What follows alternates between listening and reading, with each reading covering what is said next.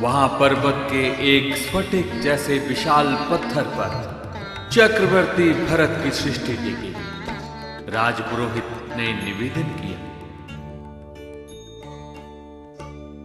सम्राट, यह अतीत काल में हुए चक्रवर्तियों की नामावली है। दिग्विजय संपन्न कर प्रत्येक चक्रवर्ती यहां आता है और अपना नाम अंकित करता है। भरत आश्चर्यचकित होकर देखते रह गए।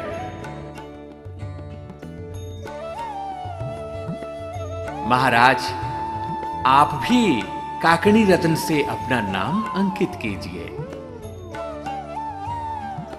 अब तक इतने चक्रवर्ती हो चुके हैं, कहीं नाम लिखने का स्थान भी खाली नहीं दिखता। फिर उन्होंने शिला पर से एक नाम मिटाकर अपना नाम अंकित किया।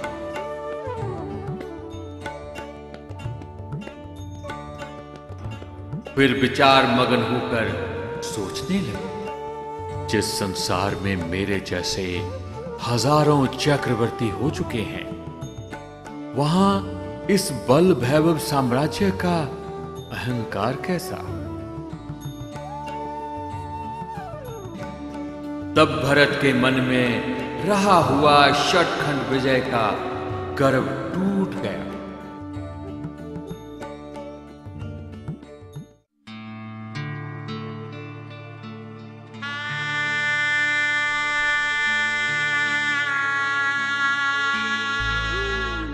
षटखंड विजय कर चक्रवर्ती भरत ने अयोध्या में प्रवेश किया।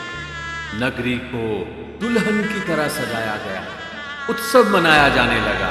राज्याभिषेक से पहले भरत ने कहा, हमने विजय यात्रा के प्रारंभ में अष्टम तप किया, अतः अब उसकी संपन्नता भी तप आराधना से ही होनी चाहिए।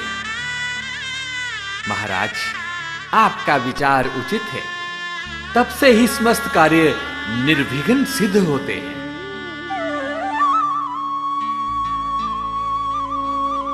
भरत चक्रवर्ती ने पौषधशाल में जाकर 3 दिन की तप आराधना की।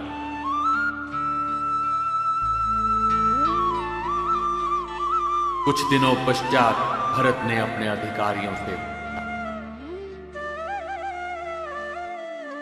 हमारे आत्मीय जनों में कौन लोग इस विजय उत्सव में सम्मिलित नहीं हुए? महाराज, शंख, विमल आदि 98 लघु बंधु इस अवसर पर नहीं पधारे। भरत को यह सुनकर झटका सा लगा। हमारे अपने ही भाई नहीं आए, क्या उन्हें इतना अहंकार हो गया? उसने सेनाधिकारी से कहा, उनको हमारा संदेश दो। यदि अपना राज्य सुरक्षित चाहते हैं तो आकर चक्रवर्ती भरत की सेवा करें। दूत ने जाकर सभी भाइयों को भरत का संदेश सुनाया। संदेश सुनकर सभी भाइयों ने प्रणा की। पिताश्री ने हमें जो राज्य दिया, हम उसी में संतुष्ट हैं। फिर चक्रवर्ती भरत की सेवा क्यों करें? यदि भाई के नाते हमें सेवा करने को कहें तो हम अवश्य करें बड़े भाई की सेवा, किंतु चक्रवर्ती भरत से हमें कोई लेना देना नहीं है। हाँ, बिल्कुल कोई लेना देना नहीं है। जी, बिल्कुल नहीं। दूत ने यह भी तो कहा है, सेवा करो या युद्ध के लिए तैयार हो। बड़े भाई के साथ युद्ध करना भी अनुचित है। फिर हम क्या करें? इधर सिंह उधर सांप। पिताश्री ने हमें राज्य दिया है तो उनसे ही जाकर पूछना चाहिए क्या करें। तभी 98 भाई मिलकर प्रभु की सेवा में पहुंचे और वंदना स्तुति करके पूछा, हे तात, भाई भरत ने हमें कहलाया है मेरी सेवा करो अथवा युद्ध के लिए तैयार रहो। आज भाई भरत ही हमारा शत्रु बन गया है। प्रभु, हम क्या करें? हमारा मार्गदर्शन कीजिए। वत्स, मानव का सबसे बड़ा शत्रु तो राग, द्वेष, क्षय और मोह है। जो इन शत्रुओं को जीत लेता है उसे ना तो किसी का भय लगता है और ना ही कोई उसे जीत सकता है।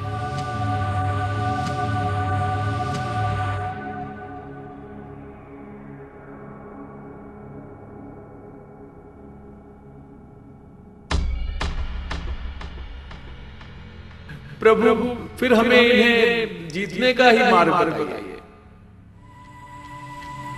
इन अंतरंग शत्रुओं को जीतने का एक ही मार्ग है, तृष्णा का त्याग और मन का संयम। सभी भाई बोले, स्वामी, हमें आपकी आज्ञा स्वीकार है। हमें राज्य त्याग कर संयम लेना चाहिए ताकि युद्ध और पराधीनता दोनों से ही बच सके। सभी 98 भाइयों ने भगवान के पास मुनि दीक्षा ग्रहण।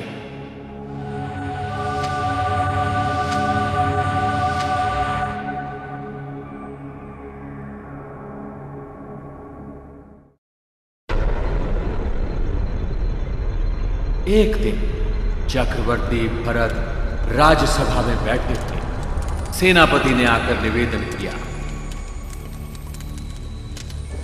महाराज, यद्यपि आपने शतखंड विजय कर लिया किंतु चक्ररत्न नगर में प्रवेश नहीं कर रहा है। क्या इसका अर्थ यह है कि अभी भी कोई ऐसा स्वतंत्र राजा है जिसने हमारी अधीनता स्वीकार नहीं की? हाँ महाराज, भगवान ऋषभ के द्वितीय पुत्र आपके छोटे भाई महान बलि बाहुबली अभी भी अभिजित है। हमारा छोटा भाई हमसे अजय? बड़ा धर्म संकट है। एक तरफ छोटा भाई ही हमारी आज्ञा नहीं मानता, कितना लज्जाजनक है ये। दूसरी तरफ अहंकारी को दंड देना हमारा राजधर्म है। अब हम क्या करें? महाराज, राजा के लिए बंधु धर्म से भी बड़ा राजधर्म होता है। नीति के अनुसार बड़े भाई की आज्ञा मानना छोटे भाई का कर्तव्य है। यदि वह कर्तव्यच्युत होता है तो उसे दंड देना राजा का कर्तव्य है। काफी सोच विचार करने के पश्चात भरत ने सुवेग नाम के दूत को आदेश दिया, सुवेग, तुम शीघ्र बाहुबली को हमारा संदेश दो। नीति, लोक व्यवहार और शास्त्र के अनुसार उसे समझाओ वह बड़े भाई की आज्ञा स्वीकारे। जो आज्ञा स्वामी। तीव्रगामी रथ पर सवार होकर सुवेग बाहुबली के पास पहुंचा। बाहुबली ने उसको सम्मान पूर्वक आसन दिया। थोड़ी देर सामान्य बातचीत के बाद सुवेग बोला, महाराज, 12 बरस तक आपके ज्येष्ठ बंधु का राज्याभिषेक उत्सव चला, लेकिन आप नहीं पधारे। महाराज भरत के मन में बहुत खटकता है। छोटे भाई के नाते आपको आना चाहिए था। यह सुनकर बाहुबली आक्रोश से बोले, यदि भाई भरत के मन में बंधु प्रेम होता तो वह अपने छोटे भाइयों का राज्य नहीं हड़पते और ना ही वह मेरे स्वतंत्र राज्य पर अपनी गीध दृष्टि डालते।